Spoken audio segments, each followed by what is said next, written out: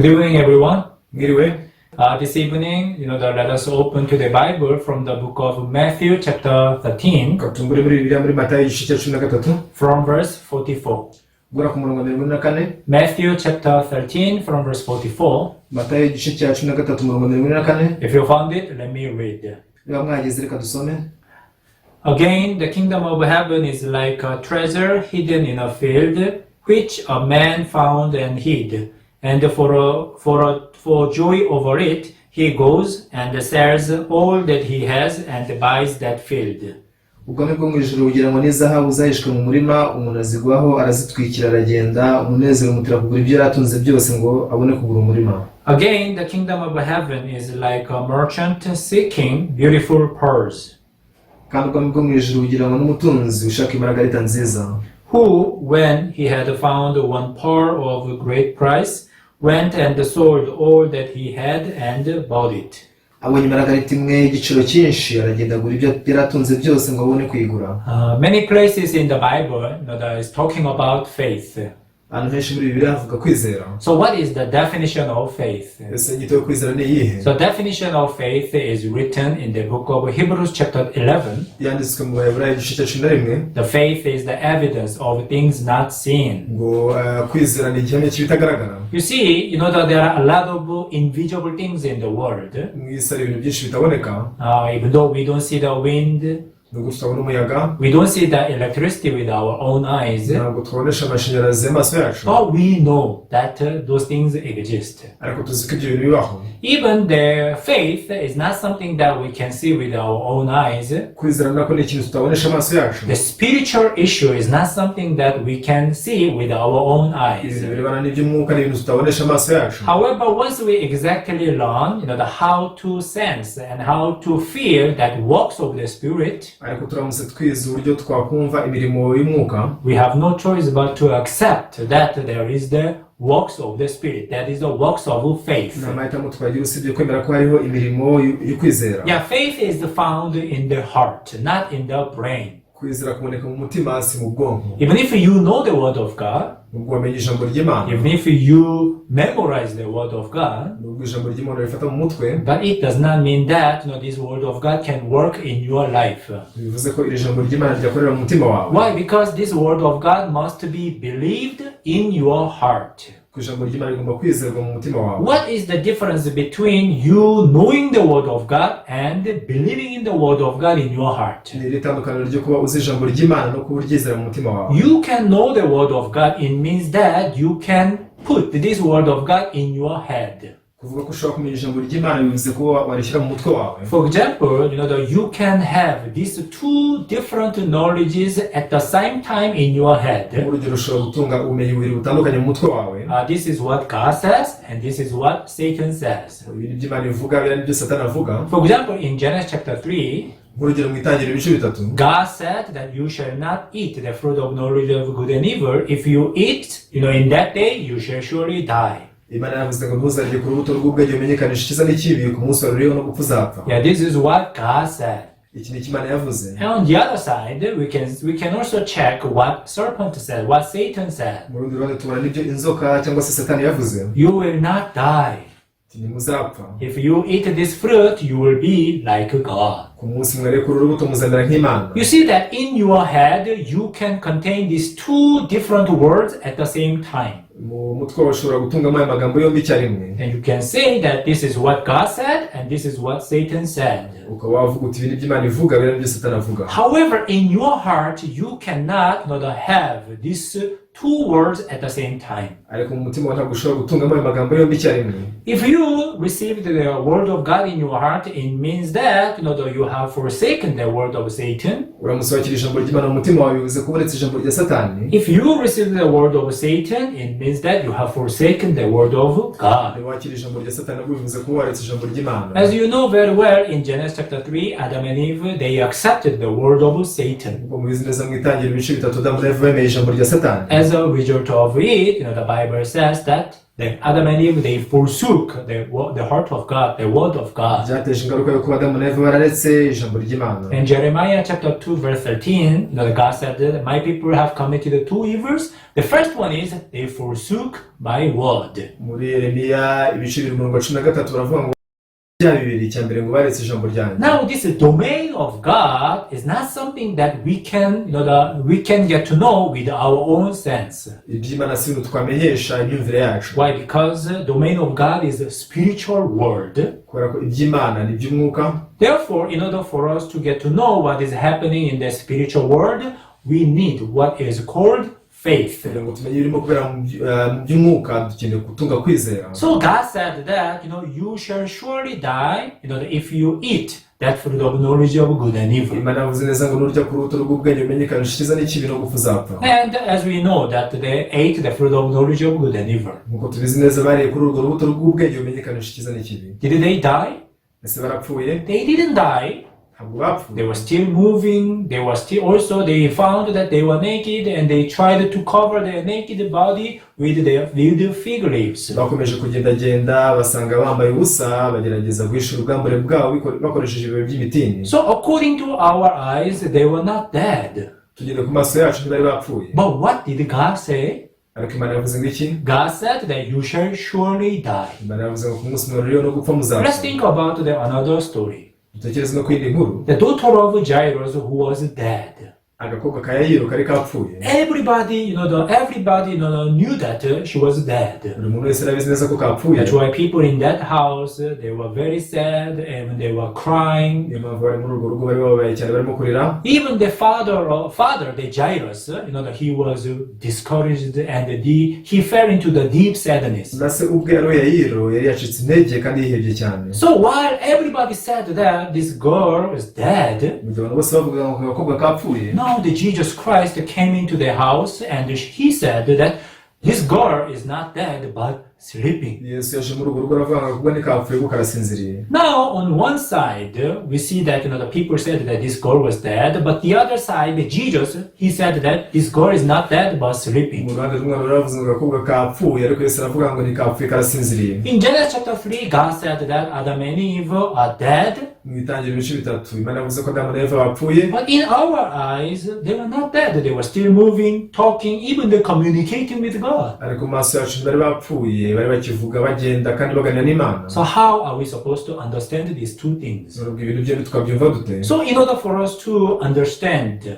this world, this spiritual world, we need the faith. Kugira ngo dusobanukirwe iby'isi y'umwuka dukenera kwizera. What does that mean? Bivuze iki? In order for us to have the same heart or same perspective with God, we need what is called faith. Bivuze ko kugira ngo tugire umutima umwe n'Imana dukenera ikintu cyitwa kwizera. So according to what you believe, bitewe n'icyo wizera rero, whether you believe in what you see with your eyes or what God said, wakwizera ibyo ubona amaso yawe cyangwa ukizera ibyo Imana ivuga. If you believe what God said, regardless of what you see, you will make a conclusion based on what God said. Wizera ibyo Imana ivuga utitaye ku byo ubona, icyo gihe uzafata umwanzuro ushingiye ku byo Imana ivuga. If God says you are dead, it means that you are dead. Imana ivuze ko upfuye ubwo nyine uri umupfu. If God says that this girl is sleeping, it means that this girl is sleeping. Imana ivuze ngo agakobwa karasinzira ubwo nyine karasinziriye. So are you going to believe in the word of God, or are you going to believe in what you are seeing with your own eyes? Uzizera ijambo ry'Imana cyangwa uzizera ibyo ubonesha amaso yawe. When we read the first Samuel,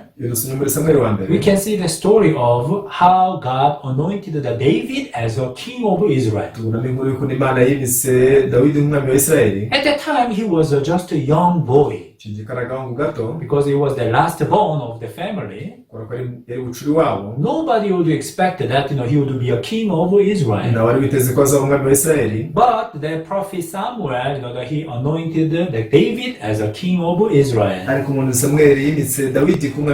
So there was a certain point, certain time that God anointed him to be a king of Israel. But the real time that he became a king, it was the 2 Samuel chapter 2. Many years after the time that he was anointed to be a king over Israel. 1 Samuel chapter 16, he was anointed to be a king. Samweli wa mbere 16 niho yasibye amavuta ku mwami. But the second Samuel chapter 2, he became a king over Israel. Agaragara umwami wa Isirayeli mu nkuru iboneka muri Samweli wa kabiri ibice bibiri. So people who believe in their own eyes, they consider David as a king from the second Samuel chapter 2. Abantu rero bize byonesha amaso yabo batangiye gufata umwami Dawidi nk'umwami mu gice cya Samweli wa kabiri ibice bibiri. However, people who believe in the word of God, ariko abantu bizeraga ijambo ry'Imana, from the first Samuel chapter 16, when David was anointed to be a king, they considered David as a king of Israel. bafataga Dawidi umwami wa Isirayeli guhera muri Samweli wa mbere ibice 16 gisiga amavuta. Even the story of Lazarus, same. Ni inkuru ya Lazaro nayo nicyo kimwe. In the eyes of Jesus, the Lazarus was not dead, Mu maso ya Yesu Lazaro yari atarapfa, because he spoke this word that this sickness is not unto death, but for the glory of God. kuko yavuze ijambo rye ati indwara si yo kumwica ahubwo niyo guhimbaza Imana. But then Martha, she was complaining so much. ariko Marita yari arimo kwinuba cyane. Why? Because she believed that the situation that she was seeing with her eyes. kubera ko yizeraga ibyo iri kubonesha amaso ye. Jesus, he had been there, he in 4 days. ati yashize iminsi ine yose Yesu apfuye, Even there is a stench. ndetse arananuka. No, please do not say that, move the stone. rwose wivuga ngo bakore igitare. He dead. yarapfuye, He is dead 4 days. hashize iminsi ine yose apfuye. She believed her own eyes. yizeye amaso ye. However, Jesus, he saw differently from the Martha's saw. ariko Yesu yarebye ibihabanye n'ibyo Marita yabonye. I told you that Lazarus is not dead. ati nakubwiye ko Lazaro adapfuye. This sickness is not unto death, but for the glory of iyi God. ndwara si yo kumwica ahubwo niyo guhimbaza Imana. You see that people of faith in the Bible, they could see something that other people they could not see. abantu bagera gukwizera muri Bibiliya babonaga ibintu abandi bantu batabasha kubona. Let's think about the Noah. Kamutekereze kuri Nowa. You see that Noah, he found the grace in the eyes of the Lord. yagiriye umugisha mu maso y'Uwiteka. You can find this verse in the book of Genesis chapter 6. cyanditswe nk'icyo cyo mu gitabo cy'itangiriro ibice 4. How could he find the grace in the eyes of the Lord? yabashije kubonera umugisha mu maso y'Uwiteka Because he believed in the word of God. nukora ko yizeye ijambo ry'Imana. When this word of God came inside of his heart,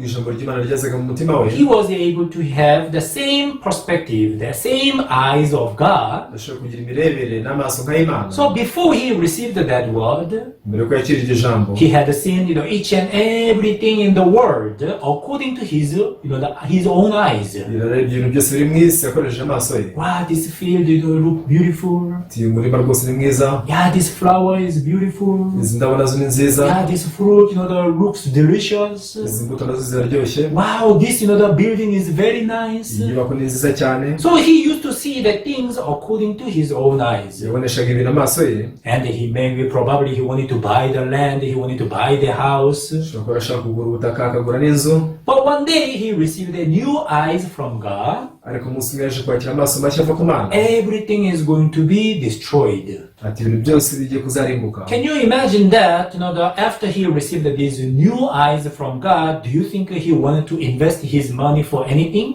amaze guhabwa amaso mashya n'Imana, utekereza ko amafaranga yari kuyashora mu bindi bintu bindi? Suppose that you have a money and you are trying to find the way to invest this money. ibaze wenda ko ufite amafaranga ukaba urimo gushaka uburyo bwo kuyashoramo imari. Let's say that there is the area that you want to invest. reka twibaze wenda ko hari agace kamwe ushaka gushoramo imari. I want to invest and I want to build the beautiful, the house in this area. udashaka gushora imari nubaka inzu nziza cyane muri aka gace. But by chance, you get this information that this area is going to be demolished. ariko kubw'amahirwe ubonye amakuru y'uko ako gace kagiye kuzasenywa. And this area will, that is going to be like the farm. kandi ko ako gace kazahinduka imirima. So any kind of building or the house in this area are going to be demolished soon. bakavuga ko ako gace kose inyubako zirimo byose bizasenywa. If you get this kind of information, uramutse ubonye amakuru, so even if this area seems to be very beautiful and very nice in your eyes now, nubwo ako gace kaba gasa nk'ari keza mu maso yawe aka kanya, but since you get this information will give you the new eyes. bitewe n'uko waba umaze kubona ayo makuru yaguhesha amaso This mashya. area is going to be demolished. rwose aka gace kagiye kuzasenywa It's not worth of investing my money. ntigakwiye kuba kashorwamo amafaranga Of course, you will never invest your money on that area, right? birumvikana ko utashora amafaranga yawe muri ako gace In the same way, Noah, he could find the grace of God in the eyes of the Lord. ndetse kimwe nuko nawe yaboneye ubuntu mu maso y'Uwiteka How? ate He was able to receive the new eyes. yabashije kwakira amaso mashya That the judgment of God came upon his heart. urubanza rw'Imana rwaje mu mutima we He could see what other people could not see. yashoboye kubona ibyo abandi bantu batashoboraga kubona People are enjoying their life. abantu binezezaga mu People buzima are bwabo trying to make them more money, trying to make them the better business. abantu bagerageza gukorera amafaranga menshi bagakora na bizinesi nziza But kurushaho in the eyes of Noah, you see that everything is going to be destroyed. ariko mu maso ya Nowa yabonaga ko ibintu byose bigiye kuzasenyuka That's why he had no choice but to concentrate on making the ark. niyo mpamvu nta mahitamo yari afite usibye gukomeza kubaza inkuge Why? kuki Because the ark is the only way of salvation. kubera ko inkuge nibwo buryo bwonyine gusa bwo kwakiriramo agakiza I want us to read one verse in the book of Mark chapter 11. shaka dusome icyanditswe kimwe mu gitabo cya Mariko igice cya 11 Mark chapter 11 verse 24. Mariko igice cya 11 umurongo wa 24 Therefore I say to you, whatever things you ask when you pray, believe that you receive them and you will have them. nicyo gitumye mbabwira nti ibyo musaba byose mubishyizeho umutima mwizere ko mubihawe kandi muzabibona This verse is very much important. iki cyanditswe ni icy'ingenzi cyane Whatever ask when you pray, icyo usaba cyose usenga the Bible says, believe that you receive them Bibiliya ivuga ngo mwizere ko mubihawe and you will have them. kandi muzabibona So how do you pray? none usenga ute You know, of course, when you have some problems, you pray to God, right? bivugana ko ari ikibazo ufite usenga Imana But after you pray to God, ariko imaze gusenga Imana you want the situation to change. uba ushaka ko ibyo ucamo bihinduka After you see that situation changes and you want to say that my prayer is answered. mu gihe ubonye ibyo ucamo byahindutse nicyo gihe ushaka kuvuga ngo amasengesho yanjye yasubijwe Suppose that you are sick, twibaze wenda ko urwaye you pray to God, God, please heal me. ugasenga Imana uti Imana ndagusabye nkiza God, please, you know that now I am suffering from this headache.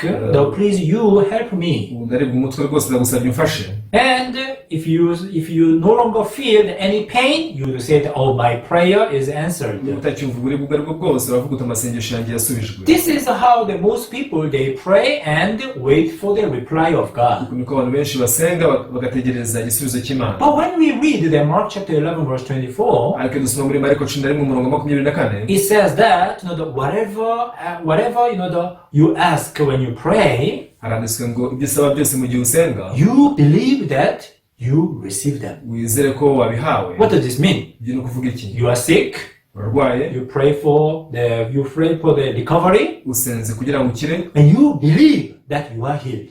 wizere rero ko ukize Even though you have symptoms, nubwo ugaragaza ibimenyetso you believe that God has listened to my prayer and God healed my disease. wizere ngo Imana yumvise amasengesho yanjye yakije indwara yanjye When you believe that you receive that answer, mu gihe wizeye ko wakira icyo gisubizo that is when you will have that answer. nicyo gihe icyo gisubizo uzakibona This is what the Mark chapter 11 verse 24 is saying. ibi ni byo Mariko 11 umurongo wa 24 hasobanura Once I remember that I also applied the word, in my life. ndibuka ko iki gihe ibi nigeze kubikoresha no mu buzima bwanjye I was scheduled to lecture, nagombaga kwigisha and it was like 30 minutes before the time of lecture. byari iminota 30 mbere y'icyigisho I had a very severe headache. narwaye umutwe mwinshi cyane Because of that headache, even I could not stand up because I felt dizzy. bitewe no kurwara uwo mutwe sinashobora guhagarara bitewe no kumva isereri I was telling myself that probably today I'm not able to stand and lecture ndimo kwibwira niba uyu munsi sinshobora guhagarara ngo nigishe because now I have a serious headache. kubera ko ndwaye umutwe ukomeye But at the time, this word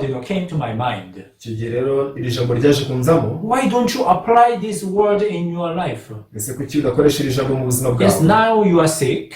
kuba urarwaye But why don't you pray and believe that you are healed? wasenze ukizera ko ukize And I prayed, nuko ndasenga God, please heal me. Imana ndagusabye nkize I have this headache. ndwaye umutwe I am supposed to lecture, but because of a headache, I cannot, lecture. nagombaga kwigisha ariko bitewe n'umutwe ntabwo nshobora You kwigisha please heal me. ndagusabye unkize. Okay, I will believe that I am healed.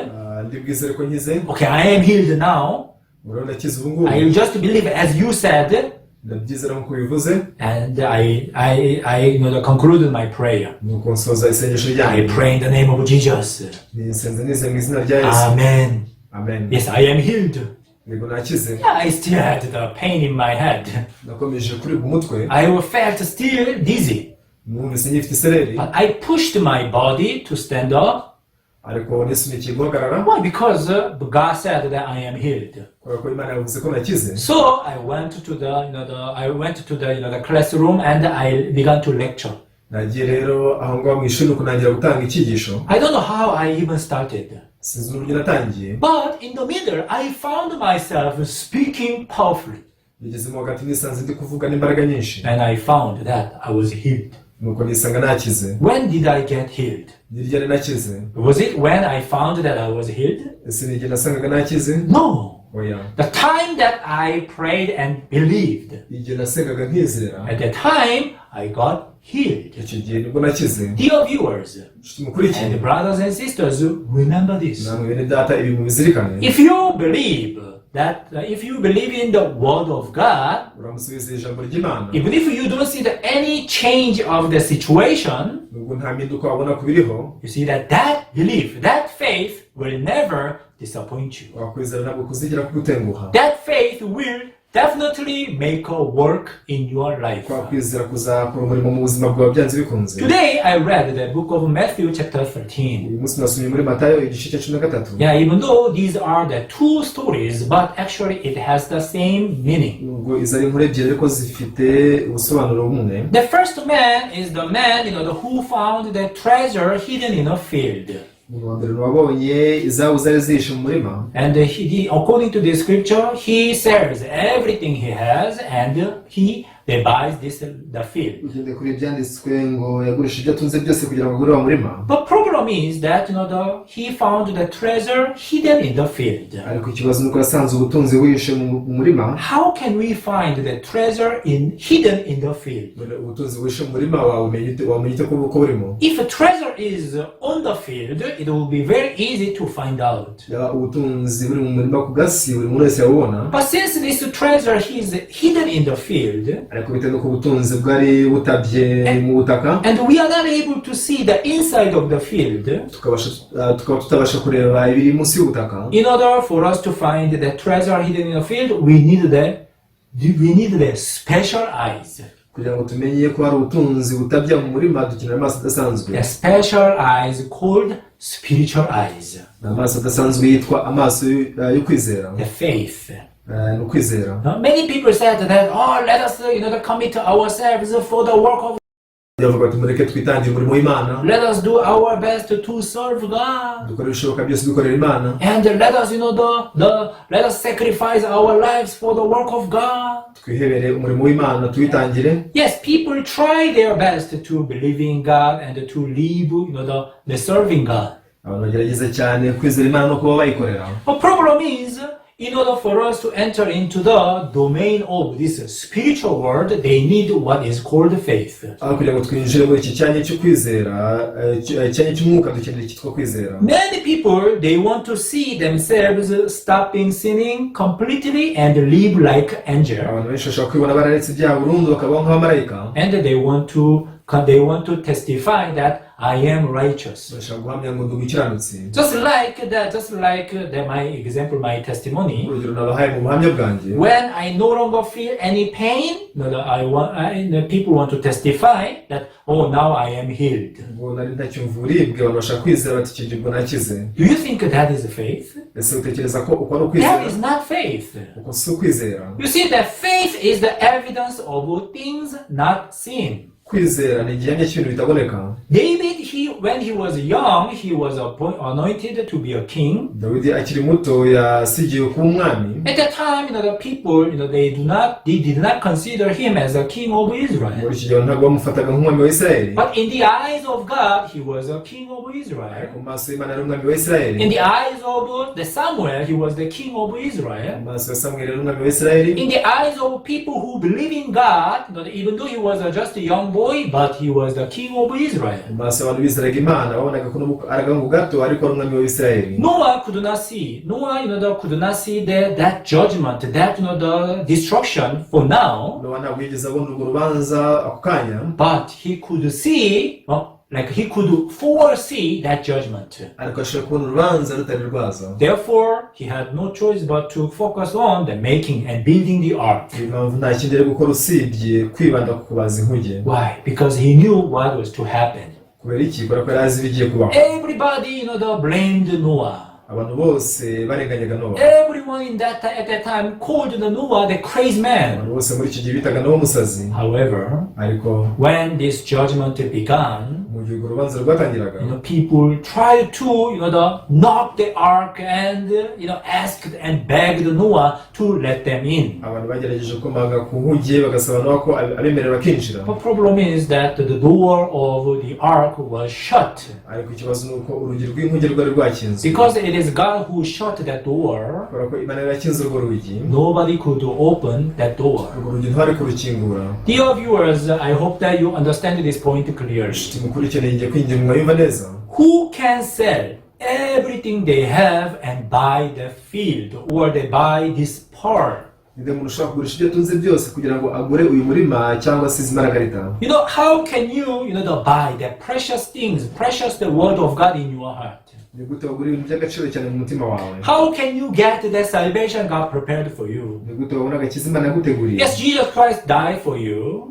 Ibyo Yesu yaragupfiriye. Jesus Christ, he was crucified at the cross for you. Yesu wambwe ku musaraba ku bwawe. And God has prepared this perfect and eternal redemption for you. None Imana yaguteguriye gucungurwa kw'iteka kandi gutunganye. This is what God has prepared for us. Iki ni cyo Imana yaduteguriye. But problem is the people see, the things according to their eyes. ariko ikibazo nuko abantu ibintu babirebesha amaso yabo. That's why even though they said that Jesus is my savior, Jesus, that he washed all my sins away. Niyo mpamvu nubwo bavuga ngo Yesu ni umukiza wanjye ngo yogeje ibyaha byanjye byose. Finally, they made the conclusion according to their feeling and according to their perspective. Amaherezo bafata umwanzuro ushingiye ku kuntu biyumva no kuntu bibona. I am a sinner because I still commit sin. Bati ndi umunyacyaha kubera ko ngikora ibyaha. Which means that their judgment is more important than the judgment of the word of God. Bivuze ko imyanzuro yabo bumva ko ari ingenzi cyane kurenza n'imyanzuro y'Imana. Now that's why the Bible clearly says, Niyo mpamvu Bibiliya itubwira neza ngo if you want to come after me, let him deny himself. umuntu wese nashaka kunkurikira yiyange.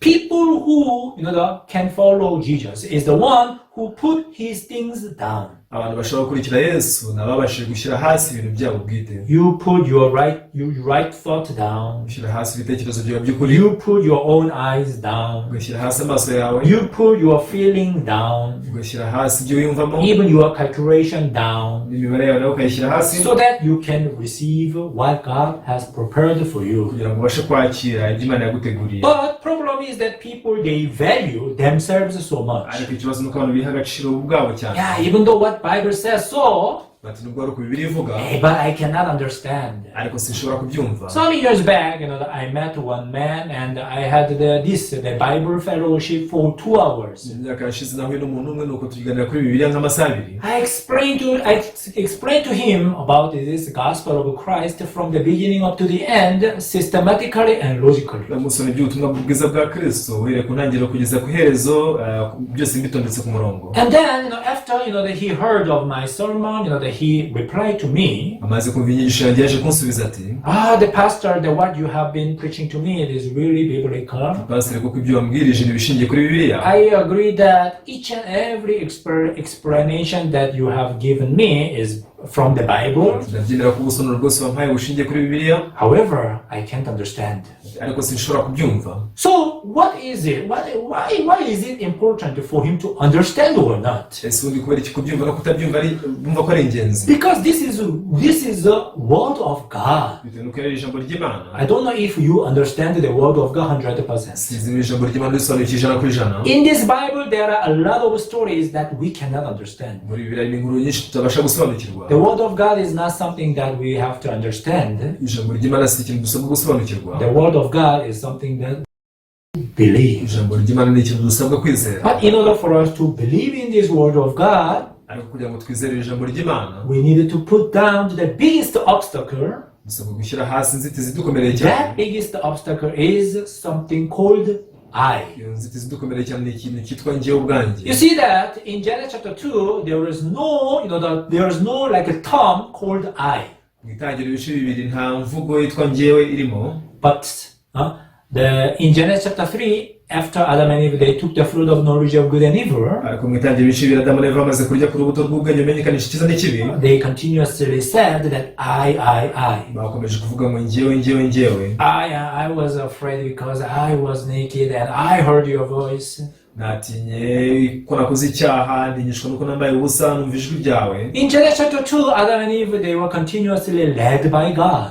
Nitangira ibice bibiri Adamu na Eva bakomeje kuyoborwa n'Imana. Even the conversation between Jesus and Nicodemus in John chapter 3. Ikiganiro hagati ya Yesu na Nikodemo muri Yohana ibice bitatu. Now you see that Nicodemus also continuously said that, how can I understand? How can these things be? Nikodemo nawe akomeje kuvuga ati si nabyumva gute, si byashoboka bite. Now you see that he insisted on his own opinion, his own idea. Yatsimbararaga ku myumvire ye n'ibitekerezo bye. Hey, I cannot accept what you are saying. Ati sinshobora kwemera ibyo uvuga. How can we be born again? Twavuga kabiri gute? Do we have to go back to the mother's womb? Tugomba gusubira mu nda ya mama se. You see that Jesus told him, Yesu aramubwira ati, even if I tell you the earthly things you cannot understand, ese ko nubwo mubwira iby'isi utabyumva, how can you understand if I tell you the heavenly things? ese mubwira iby'ijuru byo wabyumva ute? Dear brothers and sisters, Bene data, the word of God is not something that we have to understand. ijambo ry'Imana si ikintu dusabwa gusobanukirwa. You may think that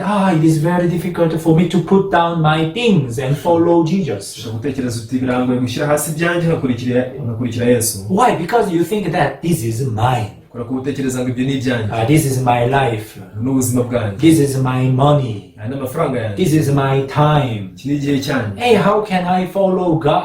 How can I follow Jesus? They're forsaking everything. Sinigute nakurikira Yesu nkareka ibintu byose. Remember this. Ariko ujye uzirikana ko Who gave you that? ese ibyo ndabiguhaye. Everything you have is the things that you received from God. Ibyo ufite byose nibyo wahawe n'Imana. There is nothing, there is nothing you out of you what you have that that you never received. You never received from God. Ibyo ufite byose nta kimwe utahawe n'Imana. Everything you have Ibyo ufite byose is from God. byavuye ku Mana. Remember this. Bizirikane. That's why putting them down, it is very easy. Impamvu kubishyira hasi biroroshye cyane. Why? Kuki? God who has given you, even He can take from you at any Imana time. biguhaye ashobora kubikwambura igihe icyo ari cyo cyose. But if you remember that it is God who gave me this, Ariko uramutse wibutse ngo ni Imana yabimpaye. and if you remember that God is your Lord, God is your Master, Ukazirikana ko Imana ari umutware wawe, ko Imana ari sobuja. and you can easily put these things down. Ibyo bintu ushobora kubishyira hasi mu buryo bworoshye. These are the people who found the precious pearl, even the precious treasure hidden in a field. Abo nibo abantu babonye imaragarita y'igiciro cyinshi cyane hishe mu murima. What I have is very childish. Ibyo mfite rwose ni nk'iby'ubwana. What I have is nothing. Ibyo mfite ni ubusa.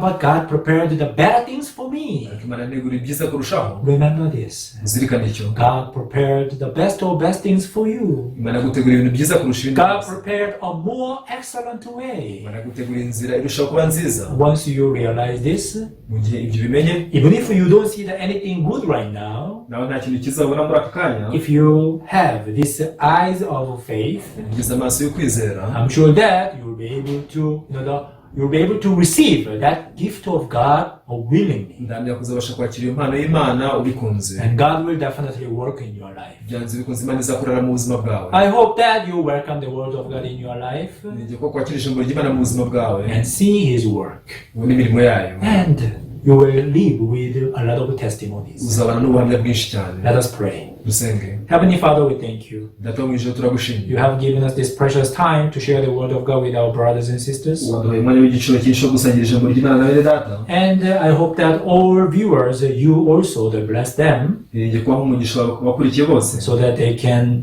find this treasure and the precious pearl that you have prepared for us. Kugira ngo bazabashe kubona ubutunzi ndetse margarita nziza duteguriye. Sometimes we think that God try to take everything from us. Rimwe twibwira ko Imana ishaka kutunyaga ibintu byose. But Father, that is not true. ariko data ibyo si ukuri. You always want to give us the best of best thing, Ntabwo igihe cyose ushaka kuduha ibyiza, the best and perfect salvation, agakiza gatunganye, and the eternal life, n'ubugingo buhoraho, and holiness and righteousness of God, kwera no gukiranuka kw'Imana, even the life of the light of the world. n'ubuzima bw'abantu nk'umucyo w'isi. May you allow everyone who listens to this message to get this faith. Kundira buri muntu wese uri kumva ubutumwa agira uko kwizera. Father, we thank you.